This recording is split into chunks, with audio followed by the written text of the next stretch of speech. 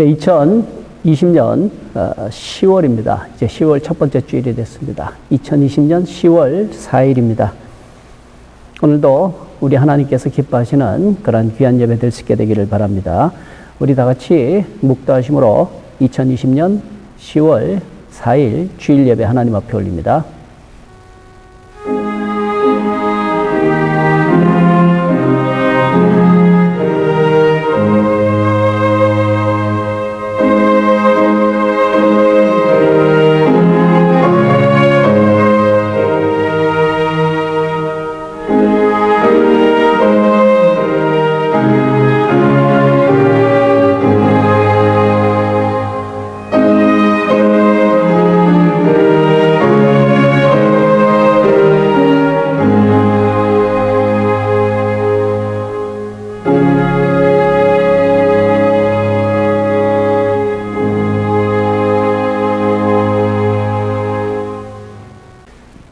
오늘 예배 받으시는 우리 하나님 앞에 우리들의 신앙 사도신경으로 고백드립니다. 전능하사 천지를 만드신 하나님 아버지를 내가 믿사오며 그 외아들 우리 주 예수 그리스도를 믿사오니 이는 성령으로 잉태하사 동정녀 마리아에게 나시고 본디오 빌라도에게 고난을 받으사 십자가에 못 박혀 죽으시고 장사한 지 사흘 만에 죽은 자 가운데서 다시 살아나시며 하늘에 오르사 전능하신 하나님 우편에 앉아 계시다가 저리로서 산 자와 죽은 자를 심판하러 오시리라. 성령을 믿사오며 거룩한 공회와 성도가 서로 교통하는 것과 죄를 사하여 주시는 것과 몸이 다시 사는 것과 영원히 사는 것을 믿사옵나이다. 아멘. 우리 다 같이 하나님 앞에 올려드리는 귀한 찬양입니다.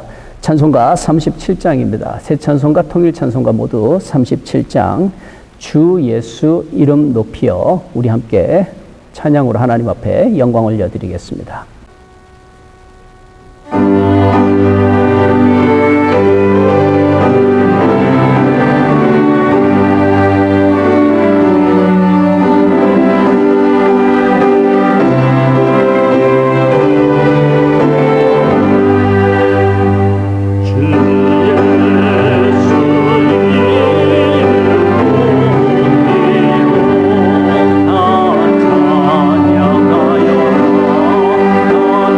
찬양하여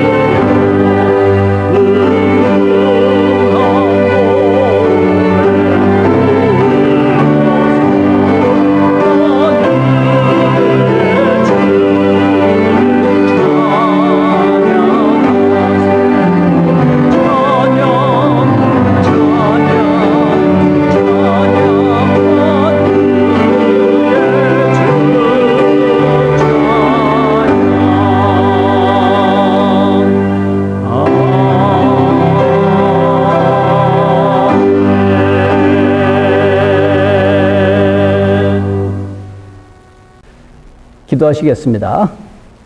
하나님 아버지 고맙습니다. 이제 저희들 또 10월달 이렇게 또 맞이합니다.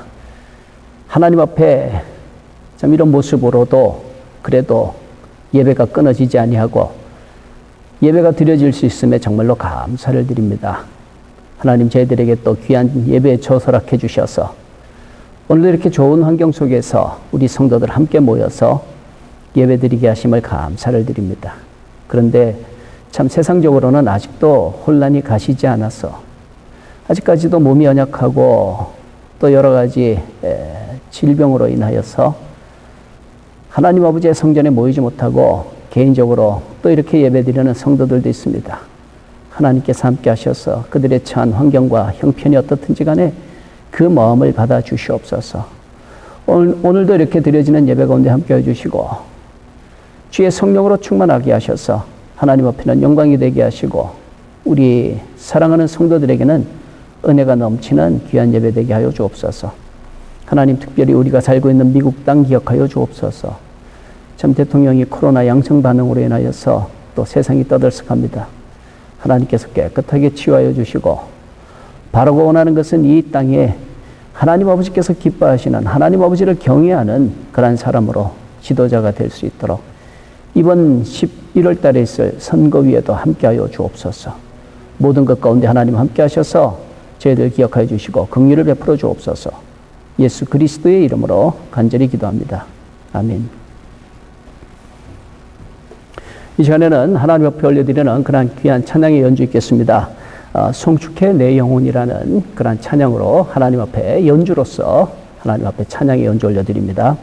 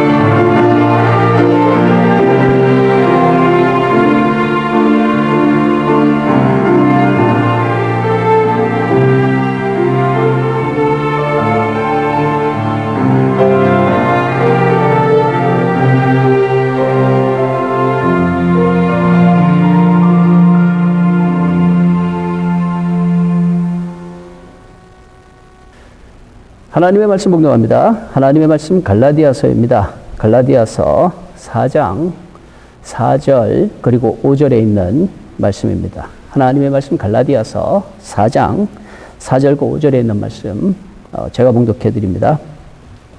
때가 참에 하나님이 그 아들을 보내사 여자에게서 나게 하시고 율법 아래에 나게 하신 것은 율법 아래에 있는 자들을 속량하시고 우리로 아들의 명분을 얻게 하려 하심이라. 아멘. 네, 오늘은 기회라는 제목으로 말씀을 나누려고 합니다. 오늘 본문 말씀 속에서는 이 기회라고 하는 그런 표현이 직접적으로는 나오지 않습니다. 그런데 그 문맥 속에서 살펴보게 되면 기회라고 하는 그 표현을 뺄 수가 없게 되지요. 4절의 말씀 다시 한번 보시면 4절의 말씀에 때가 참에라는 그런 표현이 나오죠. 때가 찼다. 네, 이 표현이 아주 중요한 표현이에요. 때가 찼다. 때가 됐다라는 그런 말이죠. 4절의 말씀 계속해서 다시 한번 보시면 때가 참에 하나님이라고 했거든요. 그러니까 무슨 말입니까? 하나님께서 보시니까 이제 때가 됐구나. 때가 됐다라고 이렇게 말씀하셨다는 것입니다. 그러니까 이제 하나님이 보시는 관점이에요. 하나님이 보시니까 이제 때가 된 것 같다. 그러신다는 거예요. 그럼 어떻게 되느냐면 계속해서 말씀 보면 때가 참에 하나님이 이제 때가 됐으니까 이 때가 됐다. 내 아들을 보내야 되겠다 하고 말씀하셨다는 거예요. 때가 참에 하나님이 그 아들을 보내사라고 이렇게 하셨습니다.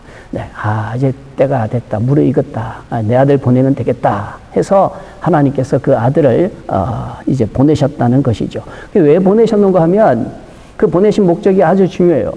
하나님께서 아들을 보내신 것은 그 아들로 하여금 세상을 그냥 완전히 그냥 쑥대밭 만들게 하기 위해서 하신 것이 아니라 하나님께서는 하나님의 아들을 세상에 보내셨는데 그 이유와 목적이 뭔가 하면 오늘 말씀에 나오죠. 율법 아래에 있는 자들을 속량하시려고 라고 이렇게 말씀하고 있습니다.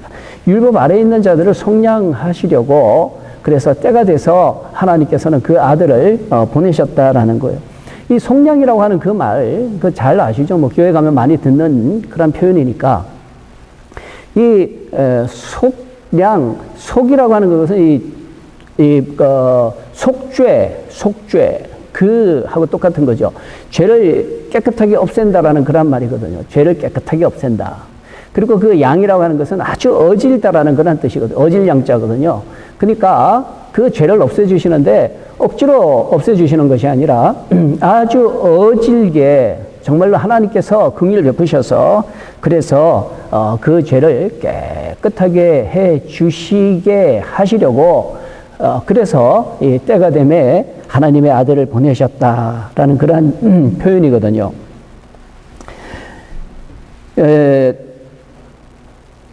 특별히 어떤 자들의 죄를 용서해 주시려고 하시는가 하면 율법 아래에 있는 자들, 그 율법 아래에 있는 자들을 속량하시기 위해서 그랬다라고 말씀했습니다.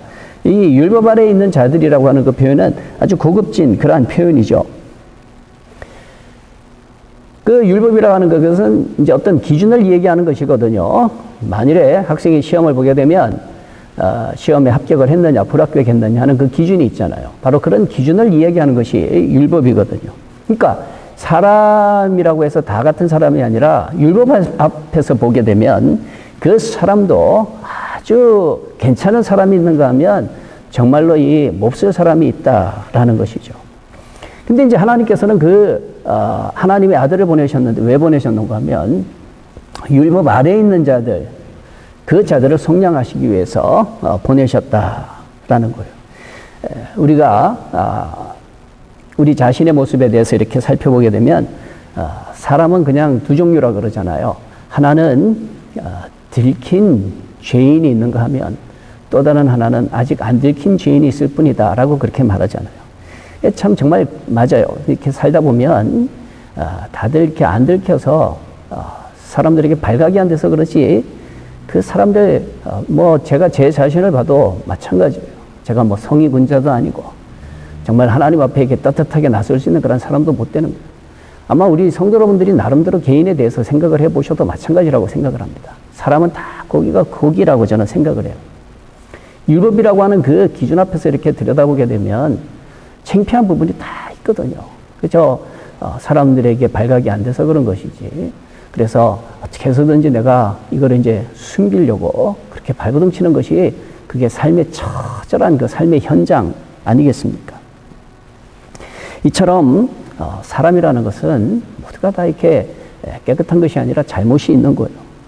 바로 이런 율법 아래에 있는 자들을 그 깨끗하게 속량해 주시기 위해서 하나님께서는 하나님의 아들을 보내셨다는 거죠. 그러니까 때가 차서 이제 하나님의 아들을 보냈다라는 거예요. 자, 여기서 이제 우리는 한 가지 발견하게 되죠.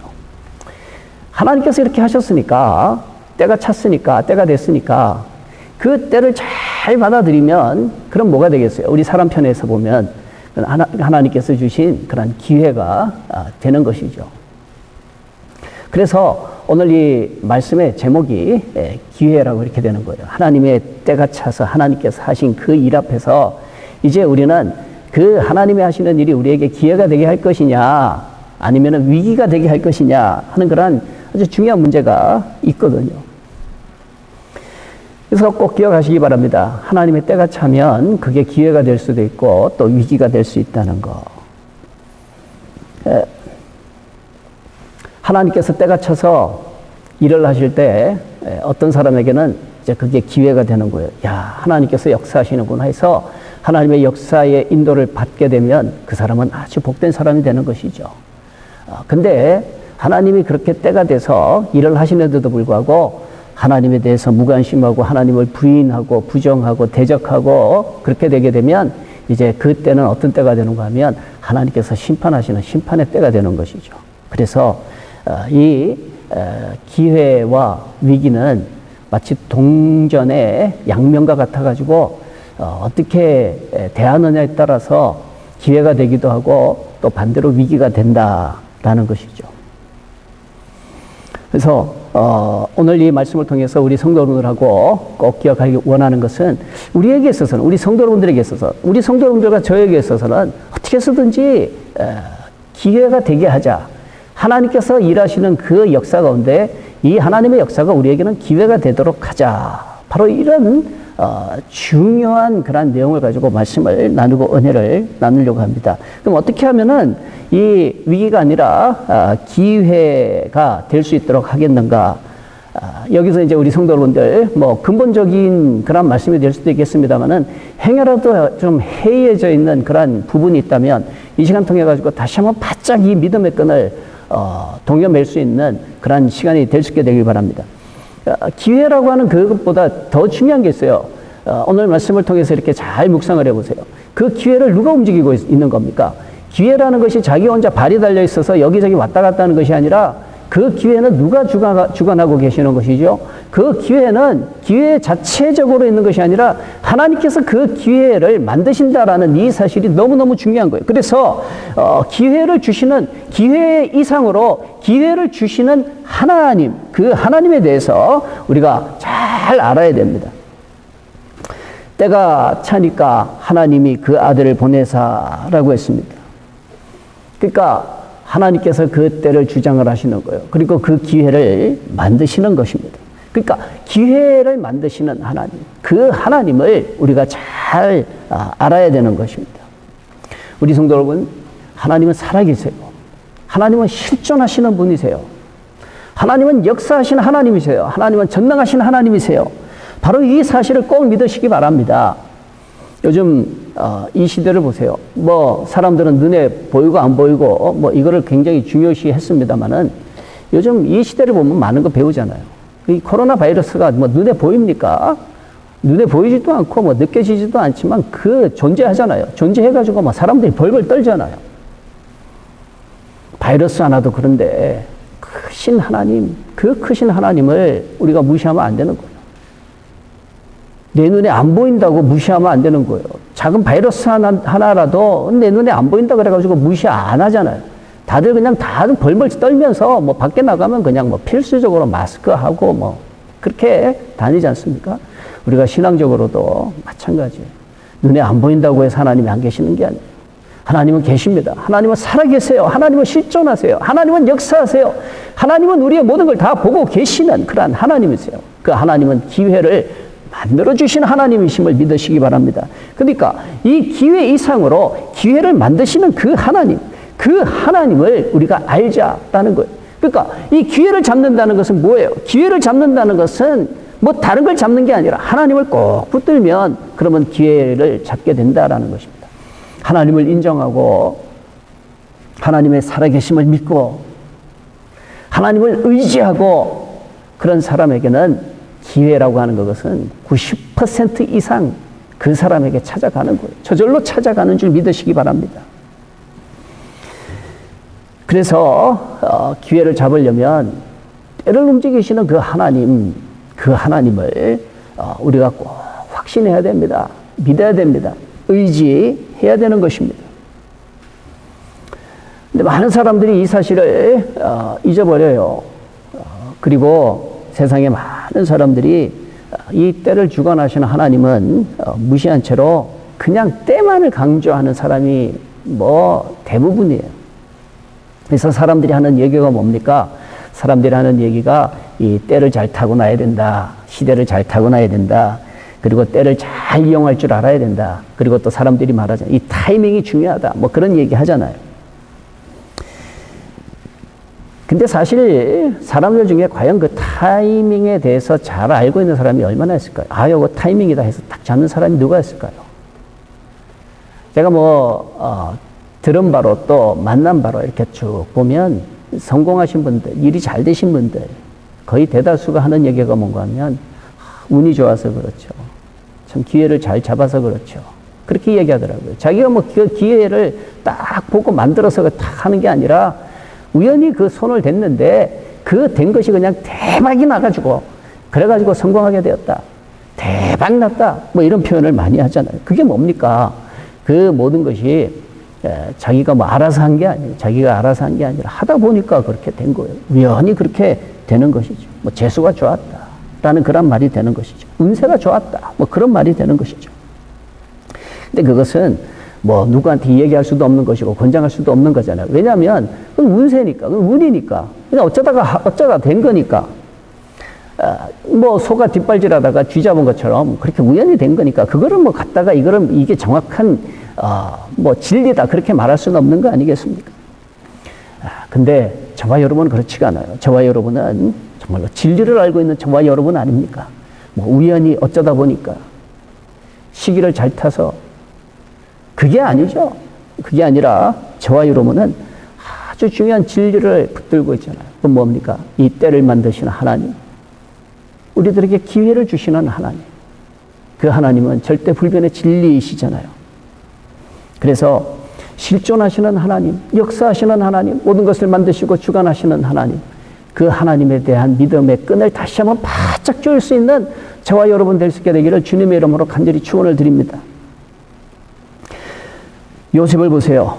요셉을 보면 보디발 장군의 집에 종으로 팔려가잖아요. 노예로 팔려갔을 때 나들이 그 요셉이 살아계신 하나님, 실존하시는 하나님, 나와 함께 계시는 하나님, 여기에 대한 확신이 없이 그쵸 세상 사람들처럼 이리저리 그냥 밀려다니는 떠돌아다니는 그런 사람이었다면 어떻게 되겠어요? 그냥 단순히 때만 노리고 타이밍만 노렸다면 어떻게 되겠어요? 하나님 없는 사람처럼. 그러면 보디발 장군의 그 아내가 유혹했을 때 그 보디발 장군의 아내의 유혹은 뭐라고 생각하겠어요?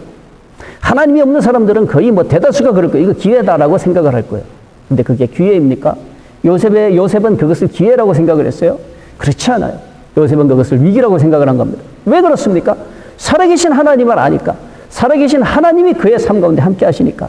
그러니까 보디발 장군의 아내가 유혹할 때 이거는 위기가 아니라 이거는 기회가 아니라 이거는 정말로 위기 중에 위기라고 그는 바짝 긴장을 했던 거예요. 왜? 살아계신 하나님을 아니까 그런 것이죠. 성경에 보면 창세기 39장 9절의 말씀을 보면 요셉이 보디발 장군의 그 아내의 유혹 앞에 이렇게 말하잖아요. 이 집에는 나보다 큰 이가 없으며 주인이 아무것도 내게 금하지 아니하였어도 금한 것은 당신뿐이오니 당신은 그의 아내임이라. 그런즉 내가 어찌 이 큰 악을 행하여서 하나님께 죄를 지으리까? 라고 말하잖아요. How could I do this great evil? 내가 어떻게 이 무시무시한 죄를 지을 수가 있겠습니까? Against God. 하나님을 대적해서. 고디발 장군이 문제가 아니에요. 살아계신 하나님이 보고 계신다는 거예요. 그래서 그 하나님 앞에서 그는 벌벌 떠는 거예요. 참 대단한 청년 아니에요. 정말 이 세상 사람들하고 다르잖아요. 살아계신 하나님, 역사하시는 하나님, 지금도 나와 함께 하시는 하나님. 비록 내가 지금 노예의 신분을 했지만 그럼에도 불구하고 나를 버리신 것이 아니라 나와 함께 하시는 나의 하나님, 그 하나님에 대한 분명한 확신 속에서, 믿음 속에서 그렇게 할 수가 있는 것이죠.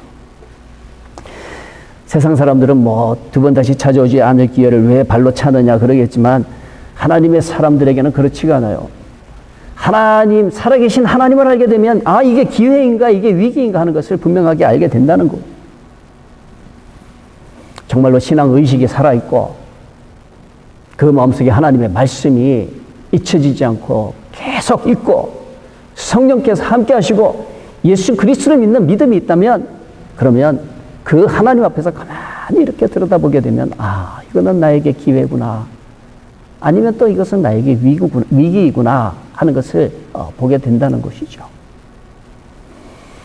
이런 분명한 이 구별의 능력을 가지고 하나님 앞에서 살아가려고 하는 사람들, 하나님을 믿고 그 믿음 가운데 사는 그 사람에게 하나님은 반드시 위기가 아니라 기회로 주시는 하나님이심을 믿으시기 바랍니다. 그러니까 우리가 이 기회라고 하는 것, 그 기회 이전에 우리가 꼭 기억을 해야 되는 것은 기회를 만드시는 하나님, 기회를 주시는 하나님, 때를 주관하시는 하나님, 살아계신 하나님, 바로 그 하나님을 먼저 생각하고 떠올릴 수 있는 저와 여러분 될 수 있게 되기를 주님의 이름으로 간절히 축원을 드립니다. 만일에 우리가 이렇게 확실한 믿음 가운데 있다면 이제 우리는 뭐 기회를 놓쳐서라고 한 그런 걱정은 할 필요가 없어요. 세상 사람들은 아, 그때가 기회였는데 그 기회를 놓쳐버렸다 뭐 이런 얘기를 많이 하죠. 근데 정말 하나님을 믿는 사람들에게는 기회라는 것은 놓칠 수가 없는 거예요. 왜? 하나님만 붙들면 되니까. 저는 그렇게 분명히 믿습니다. 기회라고 하는 그때보다 더 중요한 것은 그때를 움직이는 하나님을 믿고 의지하기 때문에 그런 것이죠. 그러니까 이 사실을 알게 되면 뭐 기회를 놓칠 수가 있겠어요? 기회야 뭐 하나님이 또 주시면 되는 것이니까. 중요한 것은 하나님을 놓치면 안 된다는 것이죠. 우리가 그동안 사무엘서의 말씀을 쭉 보았는데 사무엘서에 나오는 다윗도 보세요. 이 다윗을 보면 그의 삶 가운데 제일 힘들게 만든 부분이 뭡니까? 바로 미치광이 사울왕 아닙니까? 야, 저 미치광이 사울왕만 좀 없으면 내가 좀 발 뻗고 살겠다. 편히 좀 잠 좀 자겠다. 숨 좀 쉬겠다.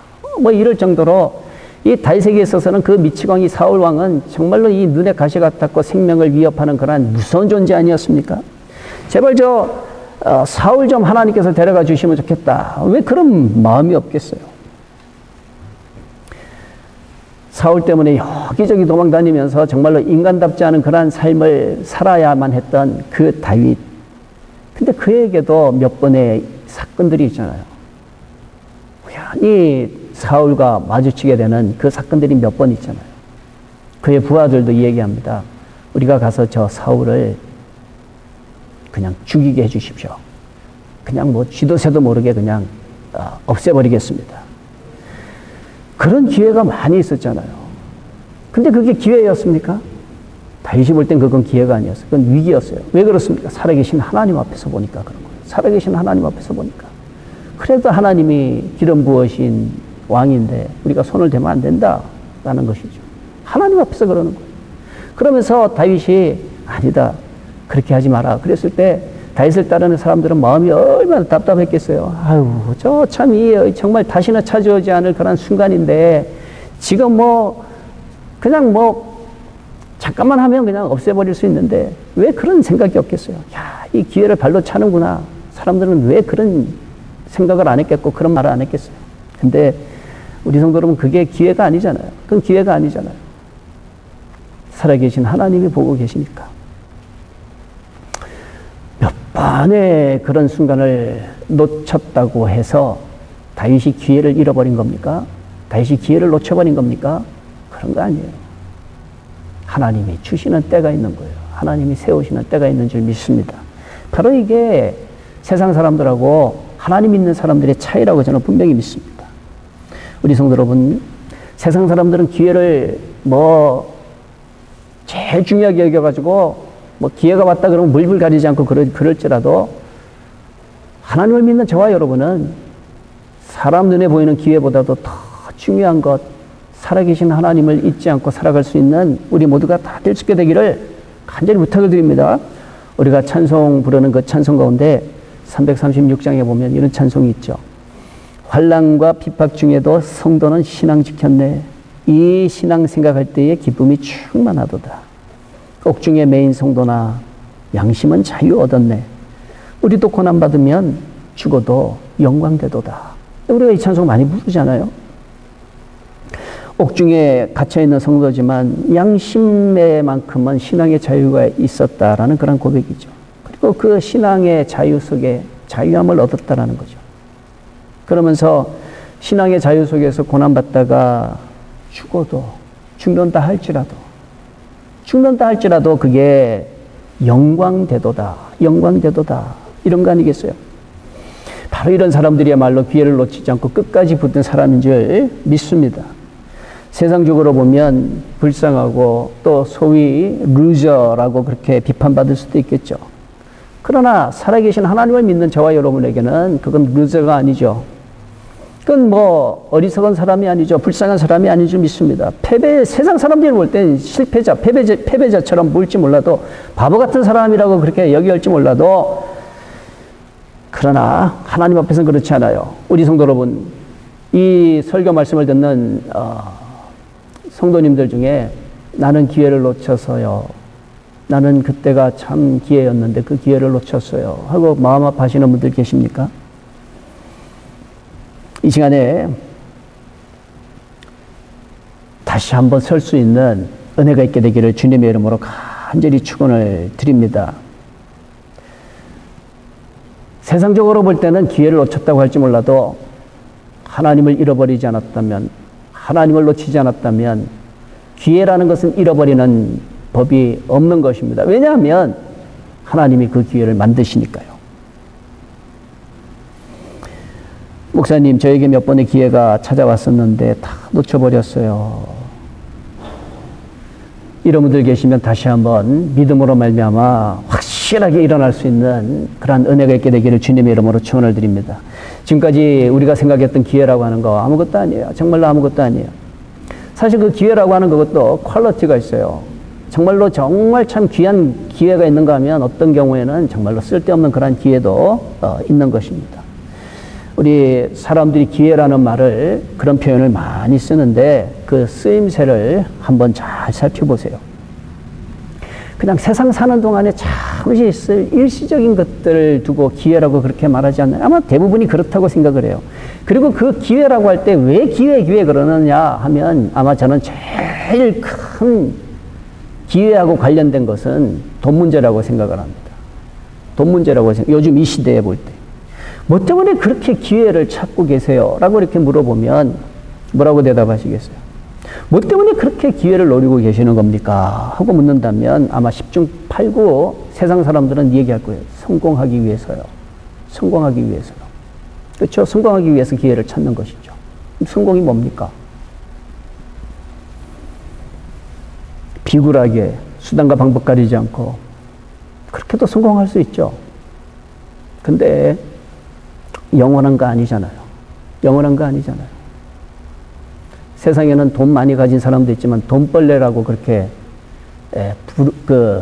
사람들이 말하는 그런 부자도 있잖아요. 그쵸? 돈벌레다. 돈만 가지고 있는 거예요. 벌레 같은 인간이다. 돈벌레. 네. 바로 그런 것도 있는 거예요. 그러니까 기회라는 것도 품격이 있다는 거예요. 퀄리티가 있다는 거예요. 정말로 최상급의 기회가 있는가 하면 또 어떤 경우에는 기회처럼 보이는데 최하의 저질의 기회가 있다는 것입니다. 저는 우리 모두가 다 고품격의 하이 퀄리티의 이 기회를 가질 수 있는 저와 여러분 될 수 있게 되기를 주님의 이름으로 축원을 드립니다. 근데 이 설교 들으시면서 어떤 분들 또 이렇게 생각하실 수 있을 것 같아요. 목사님 다 옳은 말인데 너무 이상적이잖아요. 한 번밖에 없는 세상인데 목사님은 너무 이상적인 걸 이야기하고 계시잖아요. 그렇게 또 할 수도 있을 겁니다.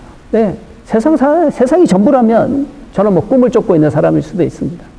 근데 전 믿습니다. 세상이 전부가 아니라는 걸 믿어요. 세상이 전부가 아니기 때문에. 오히려 그 지금 세상에 살면서 이상이라고 하는 그것이 앞으로 현실이 될 수도 있는 거 아닙니까? 그게 현실이 될 수 있는 거예요. 세상에 있는 모든 것들이 다 꿈처럼 이상이었고 사실 알고 보니까 하나님 앞에 서서 보니까 야, 이게 현실이었구나. 그날이 나는 분명히 찾아온다는 것이죠. 그리고 우리 성도분들과 함께 바로 그 날을 잊지 않고 기억하면서 살자는 것이죠. 이게 믿음의 사람들 아니겠습니까? 이게 하나님 믿는 사람 아니겠어요? 이게 예수 그리스도 믿는 사람 아니겠어요? 어저께도 우리 집사님 한 분하고 시간을 보내면서 이렇게 밖을 보는데 낙엽이 그냥 참 이렇게 많이 이렇게 눈에 띄게 들었더라고요. 단풍이 들었더라고요. 보면서 서로 이 얘기했어요. 집사님 시간 참 빠르죠. 그래서 제가 물어봤습니다. 그랬더니 야, 목사님 정말 빨라요. 정말 빨라요. 세월 정말 빨라요. 정말 빠릅니다. 정말 빨라요. 이렇게 가다 보면 세상이 전부인 줄 알았는데 아, 이게 전부가 아니구나 하는 그걸 이제 깨닫게 되는 날이 오겠죠. 야, 세상이 전부이고 하나님 나라는 그저 그냥 꿈 같은 꿈인 줄 알았는데 아, 그게 아니라 하나님 나라가 진짜고 세상 사는 이게 꿈 같은 세상이었구나 하는 것을 알게 될 날이 올 거라는 것이죠. 이런 가운데 가장 성공한 사람이 누구겠어요? 정말로 기회 잡은 사람은 누구일까요? 세상 사는 동안에 하나님을 찾은 사람들, 세상의 온갖 시련 다 겪으면서 쓴맛 단맛 다 보면서 그 가운데 하나님을 발견한 사람들, 그 사람들이 정말로 기회 잡은 복된 사람인 줄 믿습니다.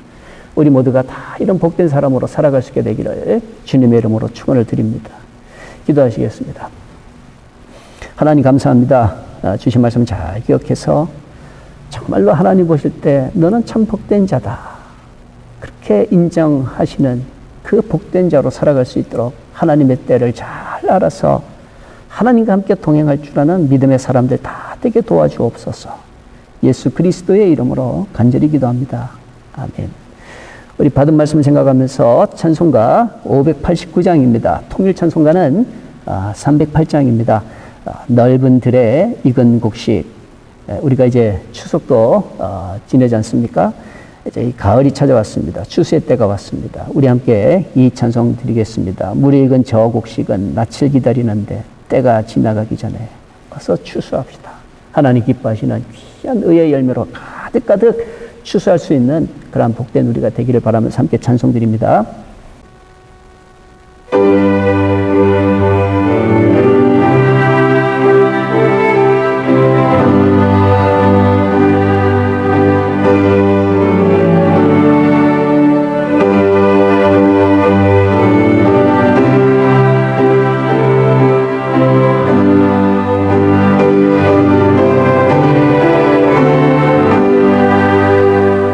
넓은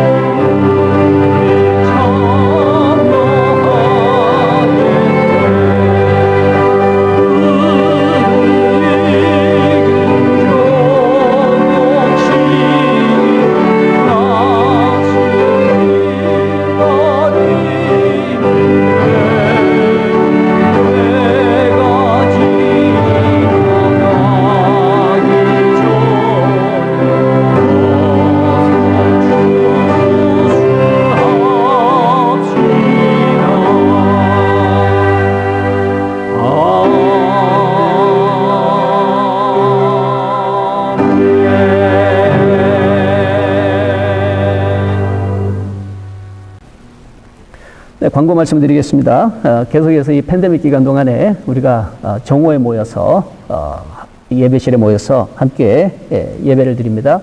본 영상은 교회에 참석하지 못하시는 그런 분들을 위해서 특별히 계속해서 제작하고 있습니다. 예배에 잘 활용하시고 또 예배 참석하셨던 분들이라 할지라도 또 이 말씀 통해서 계속해서 은혜 생활 놓치지 않게 되기를 바랍니다. 우리 성도분들의 신앙에 도움이 되기를 바랍니다.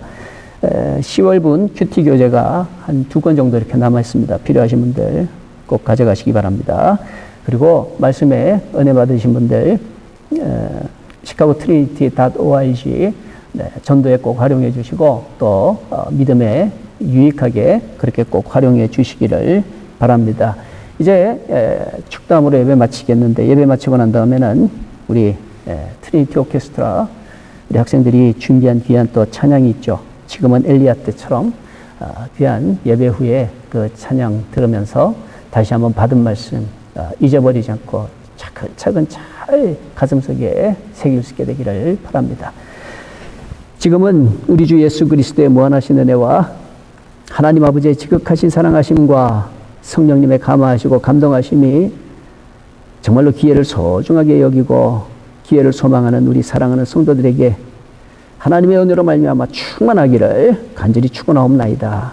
아멘.